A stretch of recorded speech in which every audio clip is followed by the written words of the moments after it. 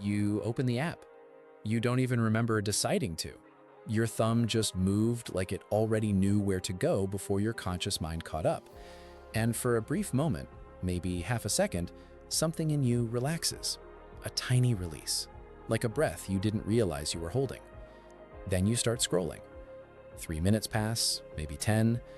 Maybe you look up and somehow 30 minutes are just gone, vanished. And the room is exactly the same, but you feel different. Not rested, not satisfied, not even entertained, really.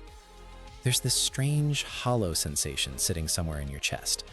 Like you were hungry and you ate something, and your stomach is technically full, but it wasn't actually food. It was just volume, just noise dressed up as nourishment. You've felt that before. You know exactly what I'm talking about. And here's what nobody bothers to explain. That hollow feeling, the one that settles in right after you put the phone down, that's not weakness. That's not a personal failing. That's your nervous system sending you a distress signal it doesn't have language for yet. And most people spend years, sometimes their entire adult lives, dismissing that signal, pushing past it, or quietly turning it into evidence that something is wrong with them, that they lack discipline, that they're lazy, that everyone else has figured out something they can't. But that story is wrong, and it's costing people more than they know. Because what's actually happening in that moment has nothing to do with your character. It has everything to do with neuroscience, early psychology, and one of the most carefully engineered behavioral systems ever created. And once you really understand what's driving it, not the surface version, not the just put your phone in another room version, but the actual root of it, the guilt dissolves, and something more useful, something more honest, moves in to replace it. We've been trained to talk about social media addiction like it's a discipline problem. Like the people who can't stop scrolling just haven't tried hard enough, haven't wanted it badly enough, haven't respected their own time enough. That's the narrative. That's what gets reinforced every time someone posts a triumphant, "I deleted all my apps" update, and then quietly re-downloads everything 2 weeks later. We treat it like a character test, and when people fail it, which most do, they carry that failure inward. But here's the truth that changes the frame entirely. You are not fighting a bad habit. You are fighting a system that was built by some of the most sophisticated behavioral scientists and engineers in the world, optimized specifically to override your self-regulation. Every pixel of that interface was tested and refined against millions of users to find the exact configuration most likely to keep you there. The color of the notification dot, the timing of the refresh, the sound of the like. None of that was accidental. None of that was aesthetic. That was precision psychology applied at industrial scale. And your brain, the same brain that navigated predators, built civilizations, and carried your ancestors through centuries of survival, was never designed for this. It is running ancient software in a world it was not built for. That is not weakness. That is a mismatch between biology and technology, and it was engineered deliberately. So here's what is actually happening beneath the surface. Every time you open an app and scroll, your brain releases a small, precise pulse of dopamine. Not a flood, just enough to register, just enough to matter. Neuroscientists call the mechanism behind this a variable reward schedule. It's the same structural design that makes slot machines nearly impossible to walk away from, not because every pull pays out, but because some do. And the unpredictability is the entire point. Your brain cannot efficiently resist searching for a reward when the reward is inconsistent, because inconsistency reads as high-value information. A 2018 study published in Computers and Human Behavior confirmed that this specific pattern of intermittent reinforcement mirrors the neural activation seen in gambling behavior. The uncertainty doesn't just keep you scrolling, it makes you feel like you need to. But the dopamine loop is only one layer, and it's not even the deepest one. There's a second system running underneath it, and this one is older and quieter and hits harder. The part of your brain that monitors social belonging, your attachment circuitry, your threat detection system for social rejection, lights up every time you check for a like, a comment, a reply, a view. And this isn't ego. This is survival architecture. For the overwhelming majority of human evolutionary history, being excluded from your social group was a death sentence, literal death. So your nervous system learned to treat social feedback as critical, life-relevant information. It watches for it constantly. It grows anxious when it goes too long without it. It interprets silence from others not as neutral, but as a warning. Social media doesn't just tap into that system. It was reverse engineered from it.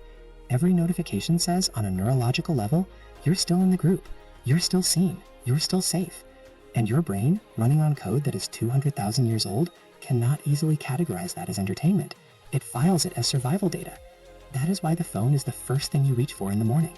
That is why the urge returns within minutes of putting it down. That is why telling yourself to just stop has never worked the way it should. You weren't fighting a preference.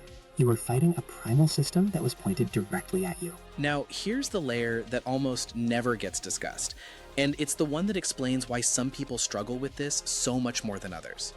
Developmental psychologists who study emotional regulation, the way we learn to manage internal discomfort as children, have found a consistent pattern in people who develop compulsive digital habits. Many of them grew up in environments where emotional comfort was inconsistent, where attention was unpredictable, where stillness felt unsafe because stillness, when you were young, meant something was wrong. In those environments, the nervous system learns to reach outward for regulation. It learns to find something external, noise, stimulation, social feedback, to manage what's happening internally. That wiring doesn't disappear when you grow up. It just finds new tools. And the smartphone is the most available, most socially acceptable, most perfectly engineered tool for that job that has ever existed. So if you find stillness uncomfortable, if silence feels like something that needs to be filled immediately, that is not a personality quirk. That is a trained nervous system response, and it makes complete sense given where it came from. Here is the part worth sitting with, though. The same sensitivity that makes you susceptible to this loop is often the same sensitivity that makes you perceptive, creative, deeply relational. People who struggle most intensely with this pattern tend to feel things more acutely. They respond more strongly to connection, to meaning, to the fear of missing something important. The app didn't create those qualities. It found them and exploited them. The signal was always yours. The problem is the system that hijacked it before you understood what it was doing. That distinction is not just comforting, it's structurally important. Because once you understand that the loop was never about you being broken, once you stop spending energy blaming yourself, you can redirect that energy toward the only thing that actually produces change. And here is what actually works.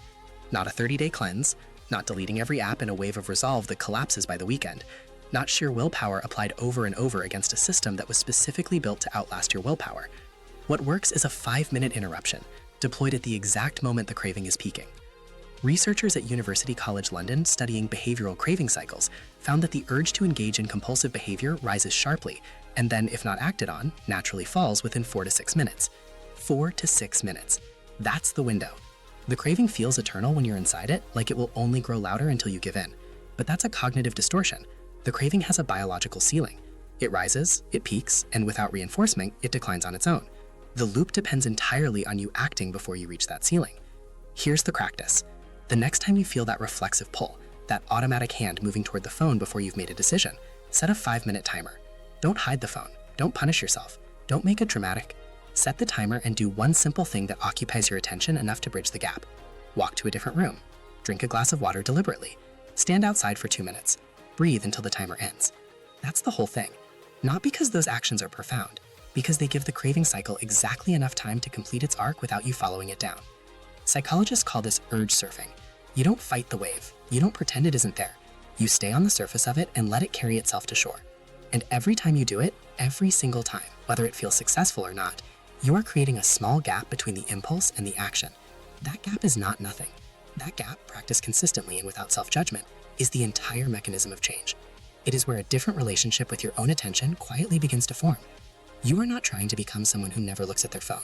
That's not the goal, and it's not realistic, and it sets you up to fail and feel bad about it. What you're building is something quieter and more durable, a relationship with your own attention where you are the one deciding where it goes. That shift sounds subtle. It is not subtle. It changes everything downstream. Because the truth at the center of all of this is that you were never the problem. You were always just responding, intelligently, predictably, humanly, to a system that was designed to make self-regulation feel impossible. The scroll was never filling something real in you. It was borrowing against your peace and calling it connection, charging interest you didn't agree to pay. Now you know how the loop works. You know where it starts, what it's reaching for, and exactly how long it lasts if you don't feed it. That's not a small thing to know. That knowledge alone changes your position inside the cycle. And if what you just heard resonated somewhere deeper than the surface, if part of you felt recognized rather than advised, there's a good chance the next question worth sitting with is why stillness feels uncomfortable in the first place. Because that's where the real thread lives. That's where all of this actually begins.